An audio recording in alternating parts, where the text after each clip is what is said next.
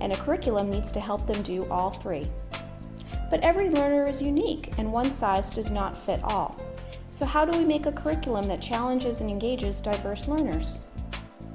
This is where the word design comes in.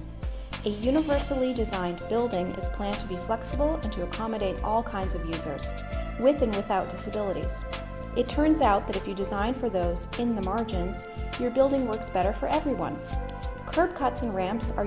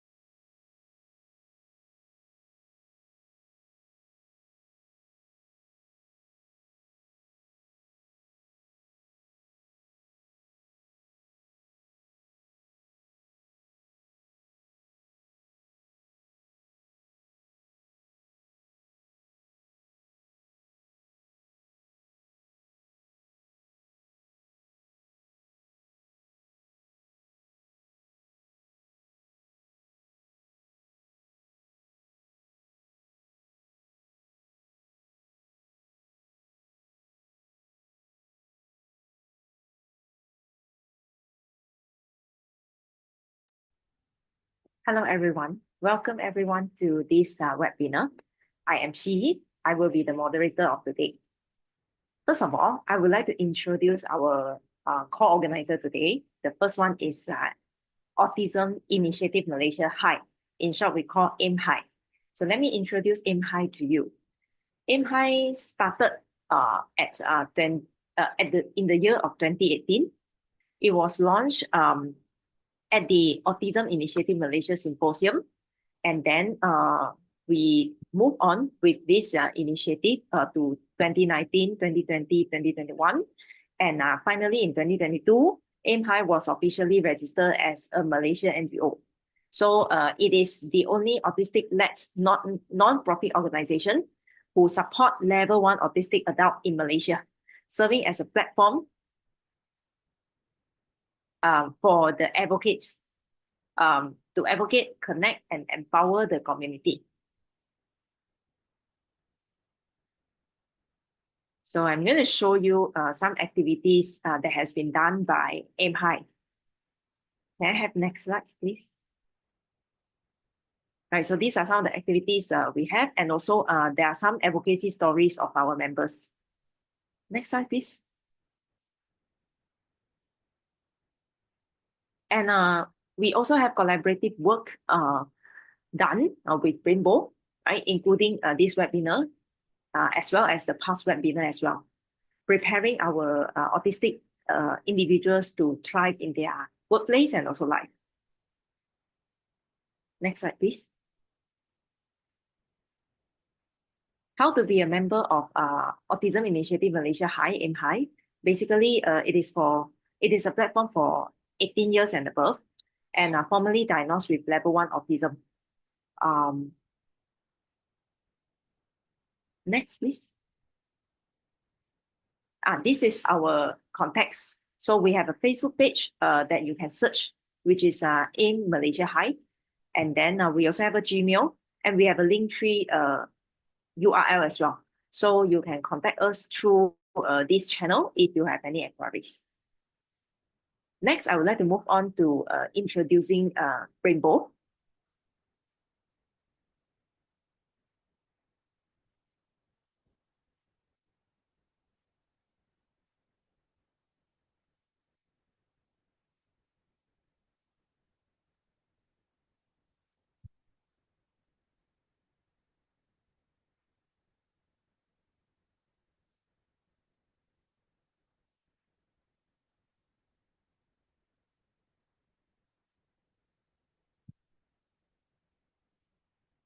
Let's go to the first slide.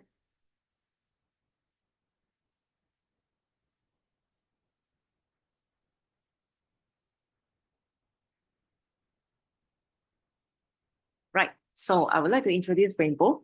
Rainbow is supporting early intervention and special education needs in Malaysia. And the aim is to empower the community via webinars and workshops. So these are some of the events in 2025. It looks like there are a lot of events, right, organized by Rainbow. Next slides. We'll be talking about, next slides, we'll be talking about the 3 pillars by Rainbow, which is to do, to assist in screening and assessment for early detection, autism empowerment, and also neurodiversity support.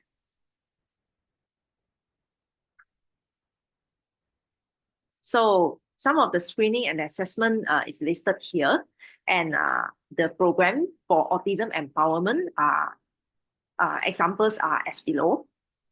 So Rainbow actually support teachers, parents, doctors, therapists, and children.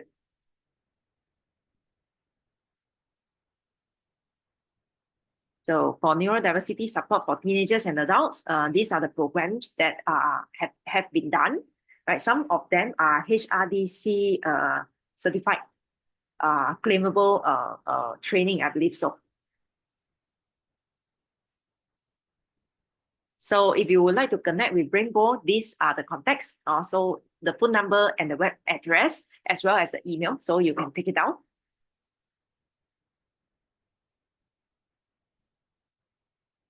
Right, so without further ado, I would like to introduce the webinar of today. Right, today's webinar, we have this speaker from Netherlands. We are very happy to have her with us today, who is Dr. Mary Kay. Dr. Mary Kay has a master in clinical neuropsychology from the University of Amsterdam. She earned a PhD studying how to improve executive functioning in autistic children after working as a child psychologist. She continued studying executive functioning in children with chronic conditions at the Amsterdam Medical Center during her postdoctoral training. She worked as University of Nottingham, Malaysia for 6 years. And then she teaches, where she remained an honorary associate professor. Since 2022, Dr. Mary Kay has been affiliated with Utrecht University as an assistant professor, where she teaches courses on autism diagnostic and cognition. So she has a lot of research focusing on autism and how culture shapes the way it is understood and experienced. So I think all of us are very excited to hear something from out of Malaysia, I believe so, because it will be a different perspective that we can learn to apply here. So without further ado, I would like to invite Dr. Mary Kay to speak with us.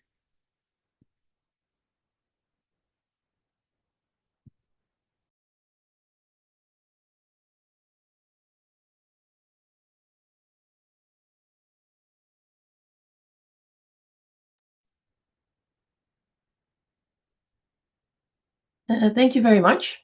I hope you can see my screen now. Can you see my screen, Shi? Yes, we can see your screen. Perfect. Thank you very much for that nice introduction. And I'm very happy to be there. It's quite early in the morning for me, so I just woke up pretty recently. But I'm very happy to be here and to present about some of the studies that I did about quality of life in autistic students.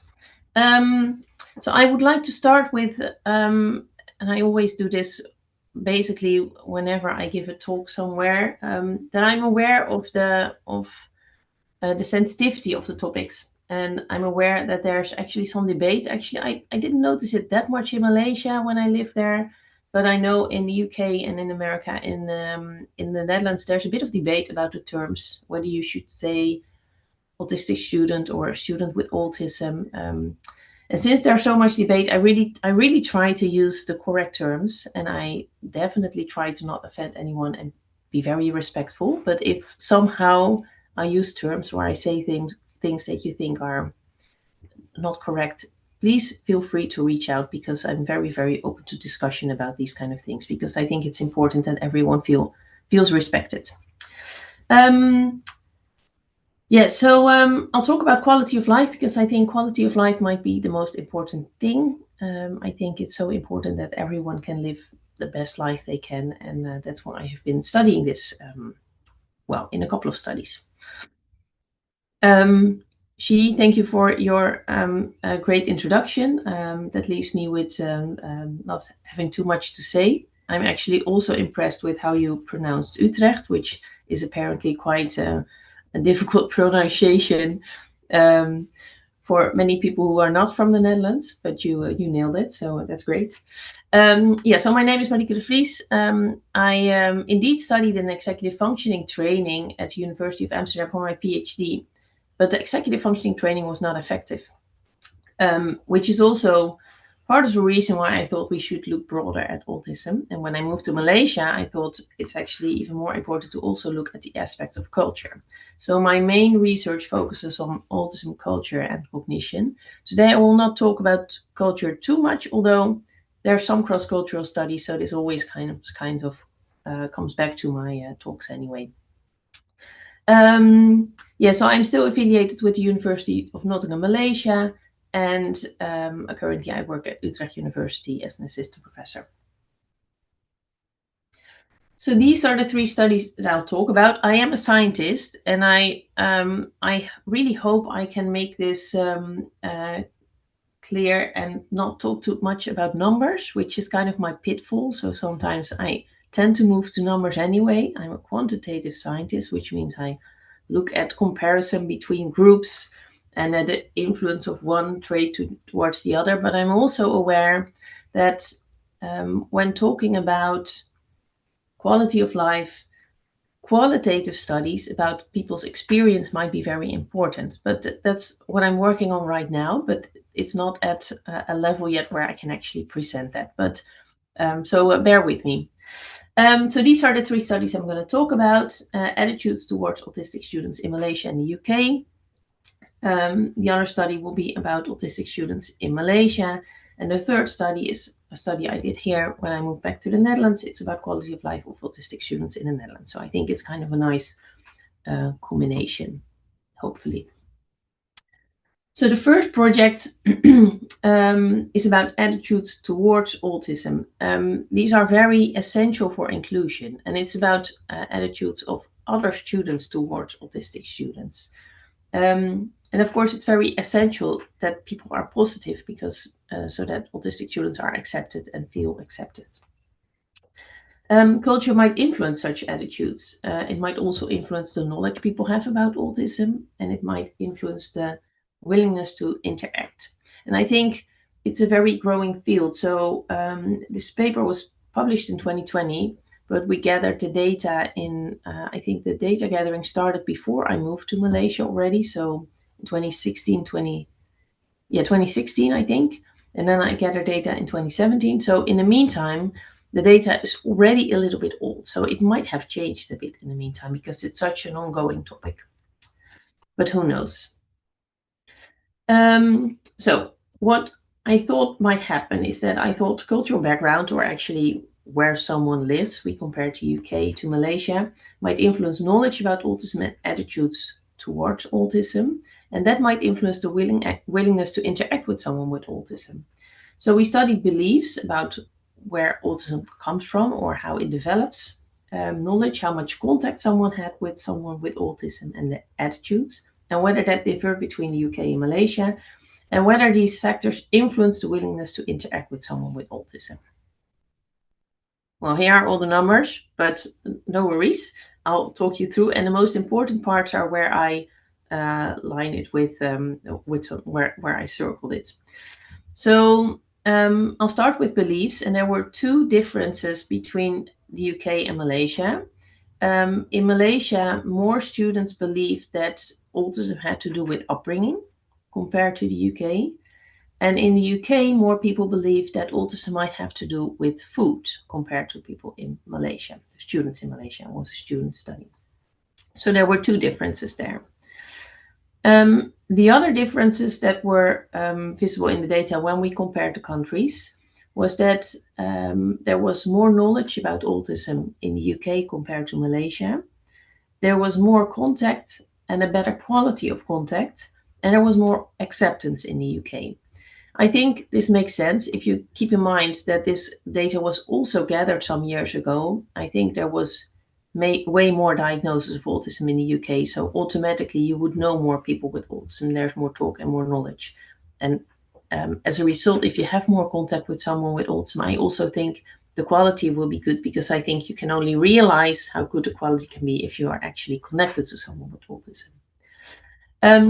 There was also a higher willingness to interact. And we asked this by saying we would go on a field trip and whether they to an autism center and ask them whether they would want to join. So that's how we asked willingness to interact. Well, we had quite some psychology students in our sample. So if you look at the whole sample, you see that people in the UK were more willing to interact, to go to an autism center as an outing, basically. But when we would exclude psychology students, there was an actual difference. So that means that if you have mostly psychology students, it was very similar between the two countries, which is explainable because you can imagine that basically most of the psychology students would be willing to go on such an outing because it's very nice for your studies. But when we excluded them, there was actually a difference, and Malaysians were less willing to interact, so they were less eager to go on an outing to an autism center. Might also have to do with what kind of outing this would be, obviously. Then we looked at the relationships between all these. Again, don't be too much influenced by all the numbers. I'll explain it. So we looked at whether the location of a participant, so whether they lived in Malaysia or in the UK, would influence the acceptance. And there was a significant result. So there was more acceptance in the UK. And this was partly explained by beliefs about food and by quality of contact. So those who had a better quality of contact with someone with autism were more accepting, which makes sense. But also beliefs about food. And in all honesty, I cannot really explain that result, but it's a result we found. So apparently there might be a bit of blaming there. If you think it has to do with someone's diet, or then you might be more afraid to have contact with someone with autism, even though I'm worse and all of you realize that that might not really make sense, but that's what people can believe. So to sum it up, there's a difference between these two countries in acceptance, and this is partly explained by certain beliefs and by the quality of contact, and particularly the latter one, of course, makes a lot of sense. If you already have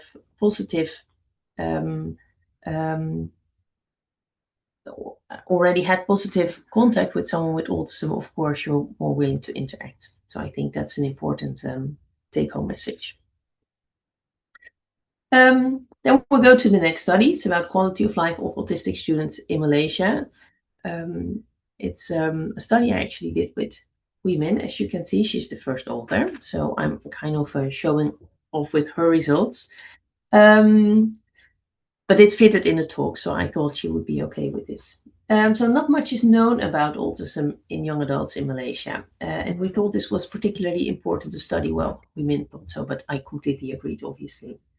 We had an impressive number of students. It was a collaboration with several universities. So we studied the mental and social health of almost 3,000 university students. And we didn't only study whether they had autism, but also whether they thought they might have autism. And as I already said in my previous study, I think autism is often underdiagnosed in Malaysia, and particularly in university students, because if students or children, if they do quite well in school, then parents might not really feel the need to have their child diagnosed. That's partly similar in the Netherlands, but I think this effect is even larger in Malaysia. So we thought it was important to also consider not only whether they had an official diagnosis, but simply whether they thought they might have autism or whether they recognized autistic traits. And we thought that was particularly important. So we wanted to know what the self-reported autism rate in university students in Malaysia was, and what the psychosocial outcomes were. So how good their quality of life was. So we saw that only 0.3% of the university students in our sample had an official autism diagnosis, but 2.5% suspected they might have autism, which is a relatively large number. You'll see later in my Dutch data that it's a bit different. Moreover, what was interesting is that these two groups, so whether they expected to have autism or whether they had an official diagnosis, they had similar scores on an autism questionnaire that we used, and they all scored above the official cutoff. The cutoff is a bit debatable because it's based on Western data, and we know that's a whole long story, but we know that Malaysia score a bit higher, or actually Asian countries score higher than Western countries. So the cutoff is not very reliable, but I think what's important is that they all scored relatively high and had similar scores, which means that it could well be that if that 2.5% of suspected group might actually also have an autism diagnosis if they were properly diagnosed. So, I made a typo here on the slide. I wanted to type underdiagnosis, obviously. Apologies for that.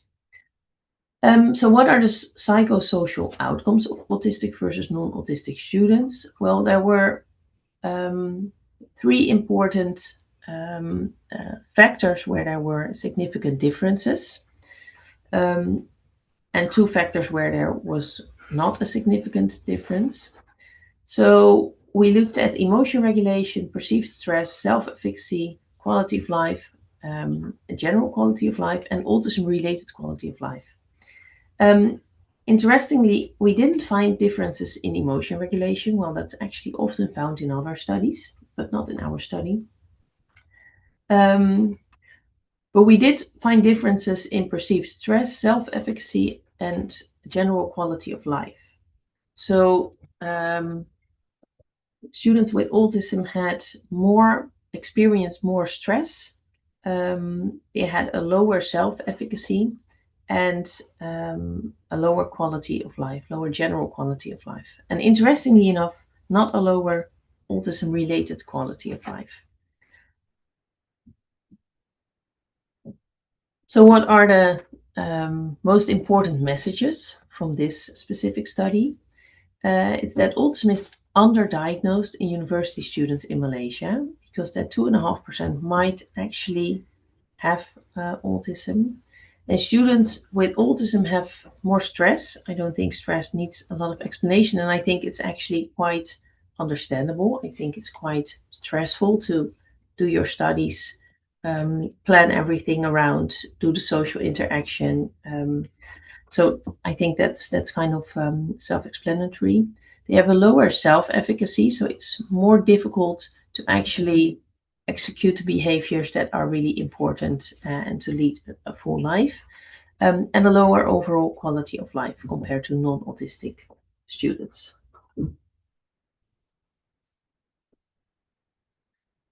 That brings me to the 3rd study, and that's about quality of life of autistic students in the Netherlands. And I haven't written up this study yet, so we're still analyzing the data, and it became kind of a big study, in the sense that we included quite a lot of measures, which you will see now. So we kind of expected or know that autistic students have a lower quality of life than neurotypical students or non-autistic students.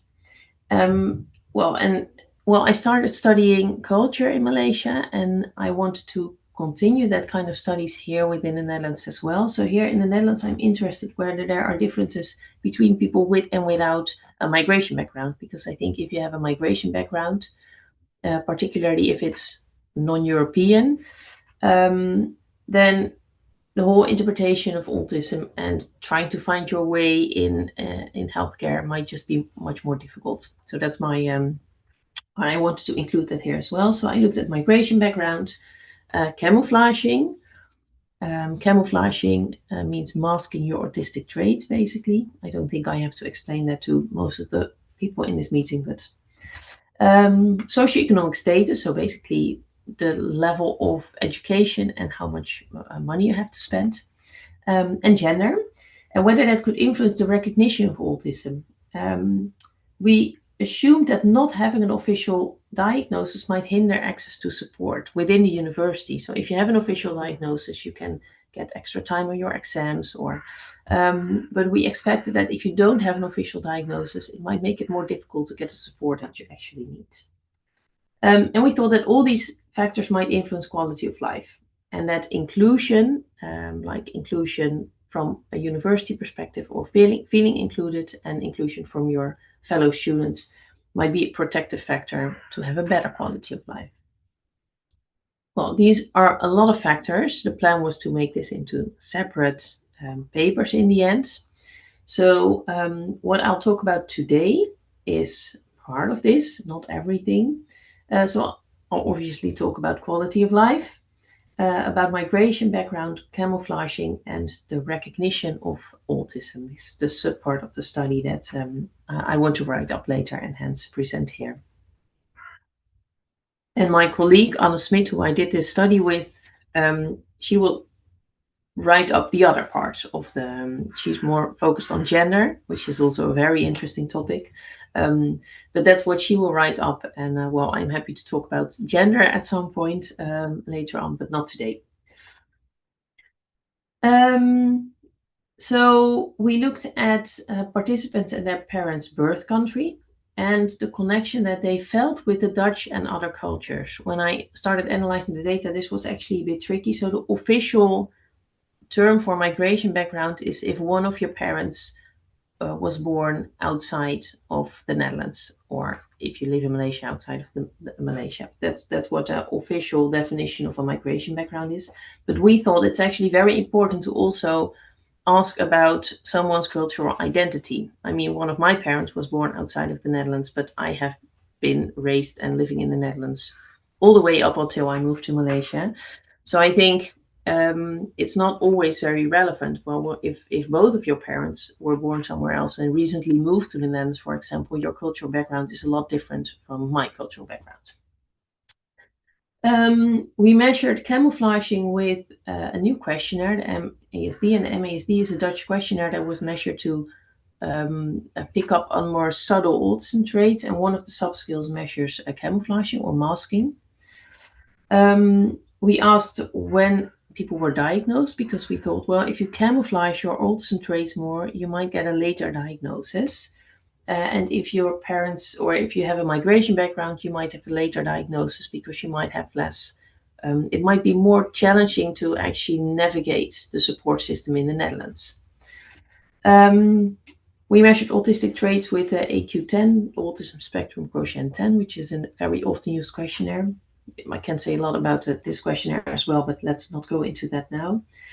And we had two measures of quality of life, the SWLS and the autism specific quality of life. So the satisfaction with life scale, so that's the general quality of life, and the autism specific quality of life, which measures more of the struggles that people with autism might have in daily life. So these were the questions, the research questions. Are migration background and camouflaging related to the age of autism diagnosis? And I expected that having a migration background might lead to a later diagnosis, and camouflaging more might lead to a later diagnosis. And we wanted to know whether autistic traits the age of diagnosis and camouflaging would be related to quality of life. So this is the sample that we had. We had 1,172 participants, which I thought was also actually quite impressive. We had a lot of university students helping to collect the data. The age range was between 16 and 25 years. And 22% of the sample had a migration background. I highlighted the numbers from the autistic sample only, because some of the analysis are done with only the sample who had an autism diagnosis, and there it was 18%. We had 73% of women, 23% of men, and 4% of non-binary participants. In the autistic sample, the non-binary sample was quite a lot larger, 10%. And here, as you see, it's a bit different. So this is not a reflection of the Dutch university student sample. We had quite a large percentage of autistic students, 20%, but that is because, well, as you can see, so the project was called Iguanas, Inclusion and Gender of Undiagnosed Autistic and Non-Autistic Students. So if you have autism already in the name of your sample, then you kind of invite people with autism to participate. So the goal of this study was not to look at how many students in the Netherlands had an autism diagnosis, because, well, we targeted this group specifically. So that's why the number is so high. So this is not a representation of Dutch universities. What you do see is that here the number of diagnosed participants is higher than undiagnosed autism. And also interestingly, I just found out that there was a difference between these two groups in the Netherlands. So the autism group scored higher on the AQ, that autism questionnaire, than the undiagnosed autism group, which is kind of what you would expect, where you think, well, if you have an official diagnosis, you score high. And if you do have traits, so you think you might have autism, then the traits might be slightly lower because, yeah, you expect to have autism, you might have autism, but you have never been diagnosed. So we did find that difference here in the Netherlands. So we particularly wanted to look at all kind of higher education, so also include applied science and vocational, and we wanted also to have a balanced sample of males and females, but that turned out to be a bit challenging, so we ended up with a lot of females at university level. I work at pedagogy, which is very similar to child psychology, and there's just more females studying that. So that's what happens. So still quite some applied science and some vocational. And we had a largely Dutch sample, some with a mixed inheritance and some not Dutch. So this is their cultural identity, basically. Yeah, their cultural identity. So yeah, so it's not about the official terms, but it's where they identify with. So these are the results from the first analysis, and this is only those participants who had an autism diagnosis, because if you look at age of diagnosis, those who don't have a diagnosis, we don't have that information, obviously. And we found that migration background didn't influence the age of diagnosis. So the first hypothesis that people with a migration background might be diagnosed later was not correct. Camouflaging did influence age of diagnosis. So those students who camouflage more, they hide their autistic traits, they have a later diagnosis. Then the second analysis, we found that having more autistic traits led to a lower quality of life, or related to a lower quality of life. Also, having a later age of diagnosis also led to a lower quality of life. But camouflaging didn't influence general quality of life, interestingly. The other analysis, which is similar to the previous one, but then, so this one is general quality of life. This is the same analysis, but with autism specific quality of life. And there you see that all the factors are significant. So having more autistic traits leads to a lower quality of life. Having a higher age of diagnosis leads to a lower quality of life. And camouflaging more also leads to a lower quality of life. So they all have a negative influence on quality of life, or a negative relationship, I should say. It's not a longitudinal study. So migration background does not have a relationship with age of diagnosis. I think this is a very good thing, because this suggests that there's equal access to care for all, and I think that's very important. Camouflaging might delay the diagnosis, according to these data, and autistic traits are related to a lower quality of life. So people who have more autistic traits tend to experience a lower quality of life, which is obviously quite sad, because I think it's so important that we can all have a good quality of life. A later age of diagnosis is also related to a lower quality of life. It might have to do with struggling more throughout life and, maybe a lower access to care, lower access to support. And camouflaging only relates to a lower autism specific quality of life, but not to the general quality of life. And we did this study together with quite some autistic students and students with a migration background, and it was a really amazing project to do. So I just wanted to point that out as well. And just some explanation about that quality of life and camouflaging relationship. If you look at the autism specific quality of life questionnaire, there are some questions in there that sound a lot like camouflaging. So that's why I think that relationship was found there. So can you be yourself around your friends or people you know where? Are you satisfied with your current friendships? Do you feel there are barriers to your needs being met in official situations? And if you think about general quality of life, there were no relationship with camouflaging. It's very basic. In most cases, my life is almost ideal. My living conditions are excellent. I'm satisfied with my life. It's very general and might not be related to camouflaging that much. I think it has some face validity there. So in sum, I think culture is important in autism diagnosis for recognition and for attitude towards someone with autism, knowledge about autism, and acceptance of autism. This was my talk. Thank you very much. And there's definitely, luckily, I'm still in time for some questions. Also feel free to email me if you have any questions. Do keep in mind that my name, Marieke de Vries, is a very, very common name in the Netherlands, particularly my last name. So that's why my email address is m.devries7@uu.nl. But feel free to ask your questions now as well, and I'll stop sharing my slides.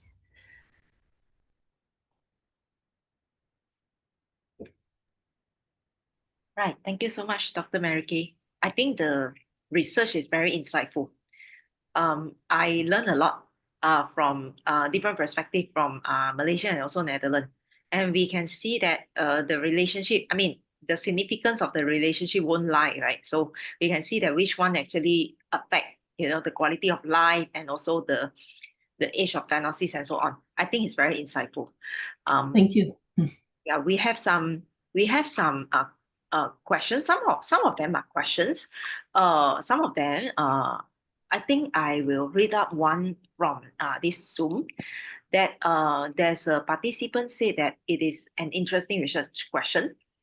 And is there safe space or nets to also protect or to ensure privacy as a non-confirmed diagnosis or confirmed diagnosis can also affect tremendously to their studies and later post-university life? So this is a kind of opinion. So with safe space, are they, you also don't, can I read the question as well? I think that might. It is in the chat. Actually, it's not too much on the question. It is actually an opinion. Yeah, but about safe space, what I think with safe space, I think it's a bit of a tricky term. What I think would really help, but yeah, as I said before, I think qualitative research is important because we should get this information from the autistic sample. And if you ask questionnaires, you always kind of, ask them very specific questions. But I think a safe space is important. I think what might be particularly important is have something like a quiet room or a place where people can go to if they feel a bit overwhelmed, and where they can feel at ease. So I think that's important. And I think there should be such kind of facilitations at a university, which should be available for everyone, basically. So if you make it available for everyone, then it doesn't matter if someone has a diagnosis or not, because it might be that someone who doesn't have an autism diagnosis, but also doesn't have a lot of autistic traits, but really feels overwhelmed every now and then, they are also allowed to sit in a quiet room, and then it's helpful for everyone, basically. So I think, and actually, I think at the start of this meeting, there was this video, which was here, I think, by accident, but about universal design. And I think what's nice about that is that you say you make something available for everyone, and some might use or need it more than others. But if you make it available for everyone, then that diagnosis is not that important anymore. And I think that's in university life, I think that's important. Yeah. The next one, we have a question. May I kindly ask what types of support autistic children in universities in the Netherlands typically receive, and how these supports may influence or improve their quality of life?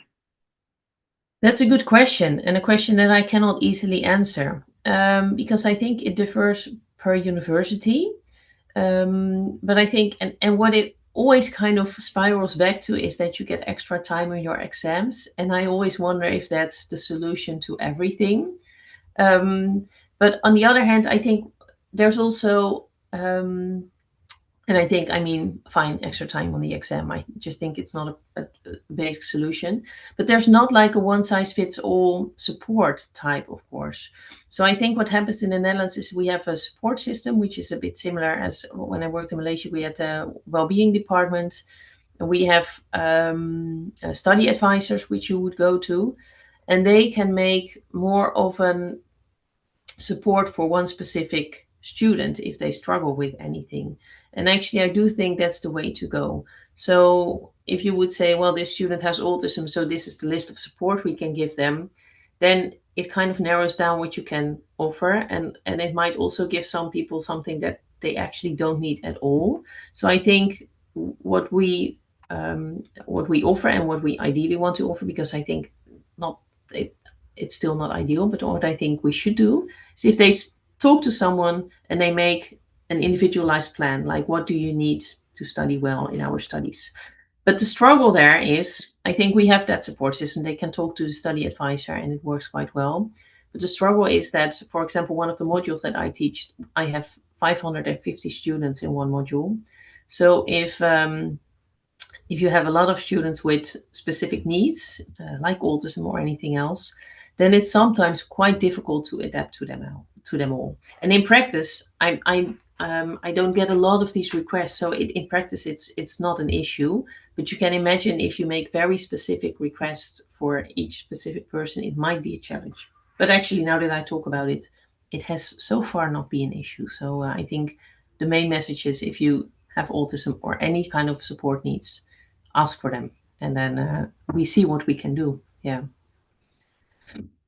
Yeah, I think the message here is it usually need to be personalized, right? It needs to be personalized to the students based on what they actually need. Because we always say that there's no two autistic individuals who are the same. So we always say that everyone is actually different. And even for the non-autistic, I think everyone is also different. So exactly.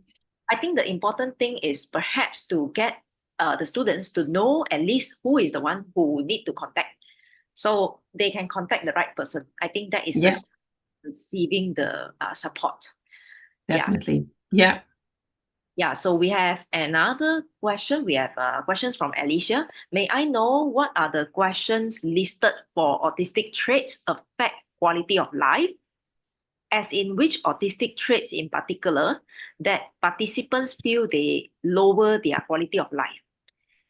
And that's an interesting question. So we used, you have to be, as you notice, we used a lot of different questionnaires. And one of the questionnaires we used for the Dutch study was and also for the Malaysian study, we used the AQ, the Autism Spectrum Quotient. I'm not a huge fan of the Autism Spectrum Quotient, but it's available for free and it's available in many languages. So I have been studying it quite a lot. The AQ28 that we used for the Malaysian project, I think it's actually quite reliable. The AQ10 that we used for the Dutch project is actually a lot less reliable. It's more of a practical questionnaire, and we made a practical choice to include it. So it's a very basic autism questionnaire, actually. So I don't know the exact items by heart, to be honest, but it's the very basic autistic traits that are asked in those questionnaires. So as reflected in the DSM, basically. But that's a good. It's actually, this would be a very good question for qualitative research, actually. I think, like, what actually bothers you in daily life. And that's why I'm actually a bigger fan of the autism specific quality of life scale, because it actually measures the actual struggle. So it actually explains that relationship already. But then you do see there's an overlap with autistic traits as well, obviously. And what I think is nice, so the MASD is a questionnaire developed in the Netherlands, and I am studying that questionnaire now as well. And I think it's a bit nicer. It was actually developed for women initially, because autism is mostly underdiagnosed in women, and it measures the more subtle autistic traits. And I think it's particularly for students, for university students, or autistic people with a relatively high IQ. I think this might be much more relatable than the classic autism measures that measure more of the classic autistic traits, and might be less recognizable for people who quite easily make it to university, for example. So maybe it's a plan to look at the MASD in Malaysia as well. And we have translated it to English, so might be a nice future project maybe to see whether it's valid in Malaysia as well. Right.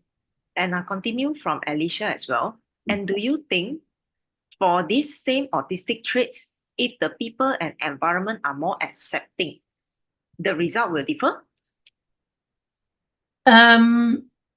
Yes, I think so, because if we would be more accepting towards autistic traits, then it wouldn't be such an issue. And I think, but I also think that's a challenge.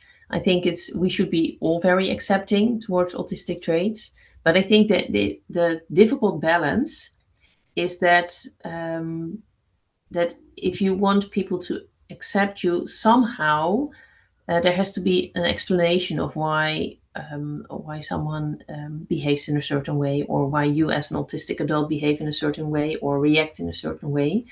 And I think that's the challenge, because that means that there's still, that person with autism always has to explain themselves or has to be open about their diagnosis. So the burden will be with the autistic person again, because if you don't know someone is autistic, then you simply might, as a non-autistic person, also react in a certain way. So I think there's the double empathy problem there comes in place. But I do think if we would be more accepting, it would really help. But the challenge is that means that autistic people have to explain themselves and have to be open about their diagnosis.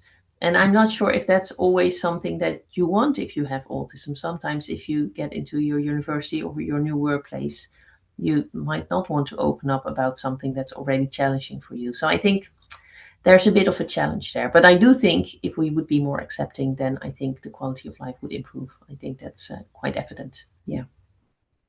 Yeah, I think what commonly the challenge we face, like for me myself, sometimes we are open to talk about it, but people may not believe it. Like yeah, we are telling people we are level 1, right? But then we can talk, we can work. Then people don't believe you are actually, having this struggle and difficulties. So that is, I think, another barrier as well. It's like the knowledge and the understanding about the traits. Yeah.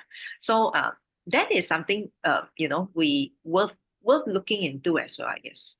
Yeah, but that's a very interesting perspective, actually, because I was thinking if you're open about your diagnosis, you might also face some stigma, and people might think, oh, you're autistic, I'm not going to invite you to the party because you won't like that, for example, while you might actually really like to go to that party, and you should decide for yourself. But what you say is the other way around, actually, is that people actually don't believe it or think, oh, well, the struggles you go through, we all recognize that it's not that bad. Well, actually, it is a lot different for you than for me, for example. So I think there's two challenging sides to that, actually. Yeah, so thanks for adding that. I think that's very important. Yeah, having to explain yourself again, because people don't really think it's that challenge. You don't see it from the outside, so which is a good and a bad thing, of course. Yeah. Yeah, and the one of the thing you mentioned in your research is camouflaging. I think that one affects a lot because Yeah. for those late diagnosed, right? I believe we have among the participants where people, because we also didn't know, so we camouflage, and then the more we do that, the more we did that, right? People remember it, and people think, yeah, you are okay, you're fine, right? So See, you can do it. Yeah, exactly. Yeah. And the camouflaging, I think it also happens automatically, but it's very tiring, right? It takes up all your energy. So that's what, so you, yes, you can do it, but you will be extremely tired in the afternoon. So yeah, so that's a challenge, I think. Yeah, it comes with a price. Yeah. yeah, we have a question. Will you share the link for your study? For the Is that, yeah, I mean, I can share the links for the ones that have been published already, and when I publish the other one, hopefully soon, I still have to write it up, to be honest. I'm happy to share that as well. I can also share my slides, if that's, I'm not sure how we can get that to the participants, but I'd be happy to share. All right.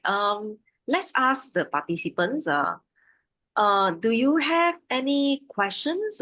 Maybe we will take a final one. We'll take a final one. And just to confirm, we are not open. We did not open the YouTube stream. Am I right? So I guess the question will come from here as only. So is there any more questions?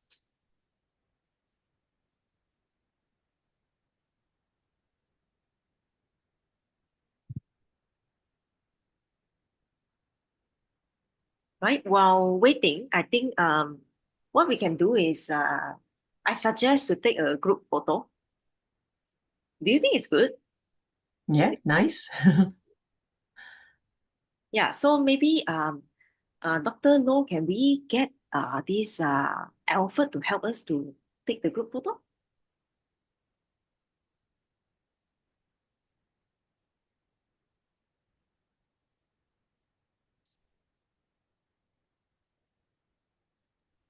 Okay, so maybe later we can share the feedback form, yeah? The admin can put down the feedback form so that we can have the group photo. So thank you very much, Shi Yi and Mary Kay, for the great sharing. And now we would like to invite the participants to take the group photo. Okay, so let me remove this. Okay. Can admin remove the feedback form first? Okay, thank you, admin. So now, Shi, over to you. I can help you to take the photo. Okay, so we hope that everyone who can on the camera, let's on the camera together.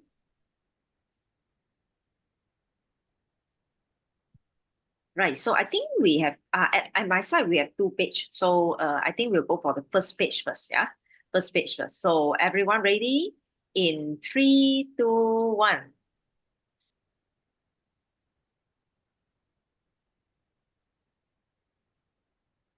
Is it done? Yes, yes. Okay. Now move to the second page. The second page, yeah? Okay, let's go to the second page. In 3, 2, 1.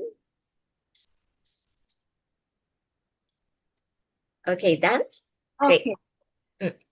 Right, thank you so much, everyone. Thank you so much for attending the webinar. I hope you really have some insights. And thank you so much, Dr. Mariki. The study was very interesting, very interesting. Thank you for having me. It was my pleasure. Yeah, we hope to see more in future. I mean, collective studies from everyone in this research field. Yeah. Okay. Thank you, Shi, and thank you, Mary Kay. So a reminder for the participants to also click on the feedback form here. There is a link shared with you in the feedback in the chat. And also, admin now will also share the screen with you. You can also scan the QR code using your phone.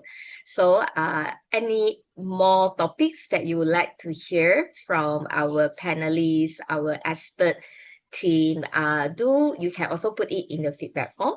Yeah, so we would love to get your feedback and also your ideas to support us in this initiative. Okay, thank you so much, Sui and Mary Kay. Thank you. Thank you, everyone. Thank you. Thank you, She and Mary Kay. Bye. Bye. Bye.